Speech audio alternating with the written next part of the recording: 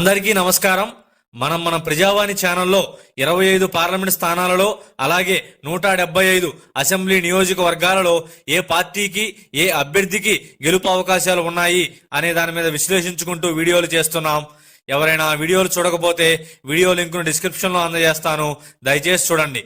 అలాగే ఈ వీడియోలో మనం ఉమ్మడి కృష్ణా జిల్లాలోని విజయవాడ ఈస్ట్ నియోజకవర్గం గురించి విశ్లేషణ చూద్దాం.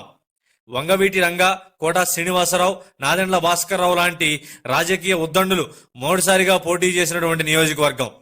గుణదల మేరీమాత టెంపుల్, చెన్నై కోల్కతా జాతీయ రహదారి, ఆసియాలోనే అతిపెద్ద ఆటోనగర్ బెంజి సెంటర్లు ఈ నియోజకవర్గంలోనే ఉన్నాయి.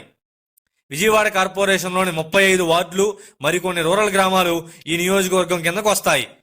ప్రస్తుతం ఈ నియోజకవర్గంలో ఉన్నటువంటి సామాజిక వర్గాల సమీకరణాలు చూసుకుంటే కమ్మ 21%, కాపులు 20%, అందులోనూ కూడా కాపులు 13%, తూర్పు కాపులు 5%, మిగిలిన కాపులు 2%. ఇక అన్ని బీసీ కులాలు 22%, అందులోనూ రజకులు ఎక్కువ శాతంలో ఉంటారు. ఎస్సీలు 18%, ఎస్టీలు 2%, ముస్లింలు 4%, ఆర్య వైశ్యులు 6%, బ్రాహ్మణులు 5%, ఇతర అన్ని కులాలు 2%గా ఉంటాయి. ఈ నియోజకవర్గం ఆవిర్భవించిన తరువాత జరిగినటువంటి ఎన్నికల్లో తెలుగుదేశం పార్టీ పుట్టక ముందు ఎక్కువ సార్లు వరుసగా కాంగ్రెస్ పార్టీ గెలుస్తూ వచ్చింది. టీడీపీ పుట్టిన తర్వాత టీడీపీ 3 సార్లు, కాంగ్రెస్ 4 సార్లు, టీడీపీతో పొత్తులో భాగంగా బీజేపీ ఒకసారి, ప్రజారాజ్యం పార్టీ ఒకసారి గెలిచాయి.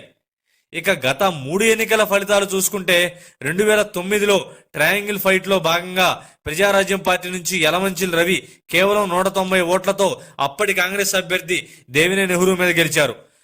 ఆ ఎన్నికల్లో ప్రజారాజ్యంకి కాంగ్రెస్ కి 190 ఓట్ల వ్యత్యాసం ఉంటే కాంగ్రెస్ కి టీడీపీకి 850 ఓట్ల వ్యత్యాసం మాత్రమే ఉంది. ఇక 2014లో టీడీపీ నుంచి గద్దె రామ్మోహన్ 15,000 ఓట్ల పైచిలుకు మెజారిటీతో వైసీపీ అభ్యర్థి అయిన వంగవీటి రాధ మీద గెలిచారు. 2019లో మళ్లీ ట్రయాంగిల్ ఫైట్ లో భాగంగా జనసేన పార్టీ 30,000 ఓట్లు చీల్చినా కూడా టీడీపీ అభ్యర్థిగా గద్దె రామ్మోహన్ 15,000 ఓట్ల పైచిలుకు మెజారిటీతో వైసీపీ అభ్యర్థి అయిన బొప్పన పవన్ కుమార్ మీద గెలిచారు. ఇక ప్రస్తుతం ఉన్నటువంటి అభ్యర్థుల వివరాల్లోకి వెళ్తే గద్దె రామ్మోహన్ మరియు వారి సతీమణి వాళ్ళ ట్రస్టుల ద్వారా వృద్ధాశ్రమాలు, అనాథాశ్రమాలయాల్లో ఉన్నటువంటి చాలా మంది అభాగ్యులకు నిరంతరం సేవా కార్యక్రమాలు చేస్తూనే ఉంటారు. 1994లో 40 మందికి పైగా యువకులు ఎన్టీఆర్ స్ఫూర్తితో రాజకీయాల్లోకి వచ్చి గెలిచారు. అందులో గద్దె రామ్మోహన్ కూడా ఒకరు. ఆ ఎన్నికల్లో ఆయన ఇండిపెండెంట్ ఎమ్మెల్యేగా గెలిచారు. ఈ 30 ఏళ్ల రాజకీయ జీవితంలో ఆయన ఎలాంటి వివాదాలు జొలికిపోలేదు. 3 సార్లు ఎమ్మెల్యేగా, ఒకసారి ఎంపీగా పనిచేశారు. పలు అభివృద్ధి కార్యక్రమాల్లో తన వంతు పాత్రను పోషిస్తూ గన్నవరం ఎమ్మెల్యేగా విమానాశ్రయం అభివృద్ధి, రైల్వే స్టేషన్ అభివృద్ధి చేశారు. ఆ తర్వాత విజయవాడ తూర్పు ఎమ్మెల్యేగా గత టీడీపీ ప్రభుత్వంలో కూడా ఆయన పలు అభివృద్ధి కార్యక్రమాలు చేశారు. ఆసరా పథకంతో రాష్ట్రంలో అత్యధికంగా ఈ నియోజకవర్గంలోనే ఎక్కువ మందికి లబ్ధి చేకూరింది. రిటైర్డ్ అయిన అధికారుల ద్వారా ప్రజా సమస్యలను పరిష్కరించడానికి ఒక వినూత్నమైన మార్గాన్ని శ్రీకారం చుట్టి నిరంతరం ప్రజలకి అందుబాటులో ఉంటున్నారు.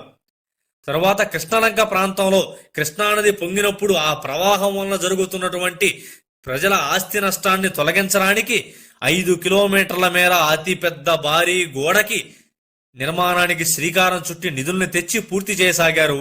కానీ అది పూర్తయ్యేసరికి వైసీపీ ప్రభుత్వం అధికారంలోకి వచ్చింది. వాళ్ళు దాన్ని రిబ్బన్ కటింగ్ చేసి ప్రారంభించారు.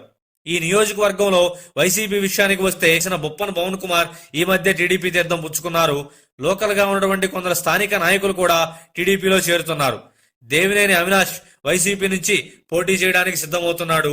తన తండ్రి దేవినేని నెహ్రూ గారి వారసత్వాన్ని కొనసాగిస్తూ రాజకీయాల్లోకి వచ్చినటువంటి యువ నాయకుడు, ఆర్థికంగా బలమైన నేత. ఆయన వైసీపీలో చేరిన తరువాత పలు వివాదాలు ఆయన చుట్టుముట్టాయి. టీడీపీ పార్టీ ఆఫీసు మీద జరిగినటువంటి దాడిలో తన అనుచరులే ఉన్నారు అనేది అందులో ప్రధానమైనటువంటి ఆరోపణ. ఈ ప్రాంతంలో వంగవీటి కుటుంబం అభిమానులు కూడా ఎక్కువగానే ఉంటారు. గద్దె రామ్మోహన్కు ఉన్నటువంటి వ్యక్తిగత చరిష్మా కారణంగా గత ఎన్నికల్లో వారు వంగవీటి కుటుంబం అభిమానులంతా రామ్మోహన్ గారికే పనిచేశారు.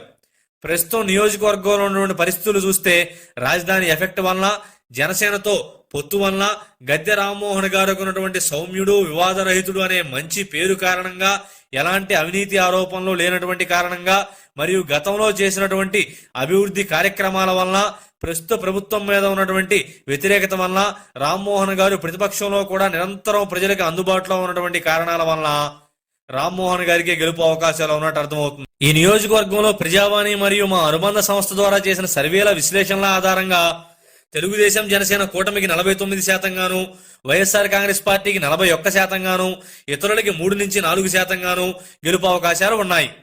సుమారు 30,000 పైచిలుకు మెజారిటీతో గద్దె రామ్మోహన్ గారికే గెలుపు అవకాశం ఉన్నట్టు అర్థమవుతుంది. ఇలాంటి రాజకీయ విశ్లేషణల కోసం దయచేసి ప్రజావాణిని సబ్స్క్రైబ్ చేసుకోండి.